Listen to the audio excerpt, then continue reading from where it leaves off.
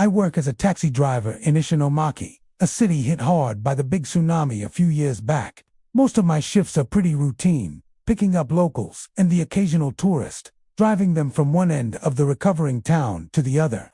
Things have slowly been getting back to normal, but some nights, you get fares that stick with you. This was one of those nights. I was cruising near the downtown area when a young woman flagged me down. She was wearing a heavy coat, even though it wasn't particularly cold, and asked me to take her to a neighborhood that I knew wasn't there anymore.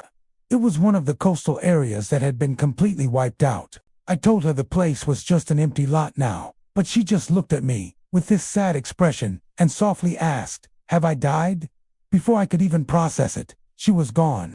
It's a strange thing to talk about, but other drivers have had similar experiences. A common detail we've all noticed is that when you look in the rearview mirror, you can see them sitting there, clear as day, in the back seat. But when you look at the physical side mirrors, the ones on the doors, there's no reflection. It's like they're there, but not really there. You can feel their presence, you can hear their voice, but the mirror tells a different story, showing an empty seat where a person should be. It's enough to make the hair on your arms stand up, especially when you're alone, on a dark road, with only your headlights cutting through the night. The ride itself is always quiet, almost unnervingly so. They give you a destination. You start driving, and that's it.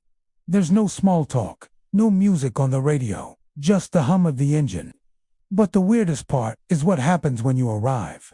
You pull up to the address they gave you, usually a place that's now just rubble or an empty field.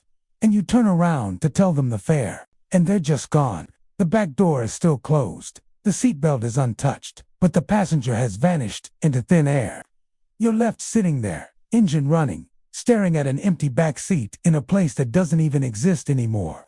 Every driver who's been through this comes away shaken. It's not something you can just brush off. I've had friends, tough guys, who've been driving taxis for decades, who had to pull over and just collect themselves after one of these fares. You question what you saw, what you heard, and even your own sanity. It leaves you with this deep, profound sadness, a feeling of loss that lingers long after the fare is over. It's a heavy weight to carry, knowing you just gave a ride to someone who hasn't realized they're gone. These aren't just a few ghost stories being passed around for fun, either. A sociology student from a local university actually came here to document our experiences.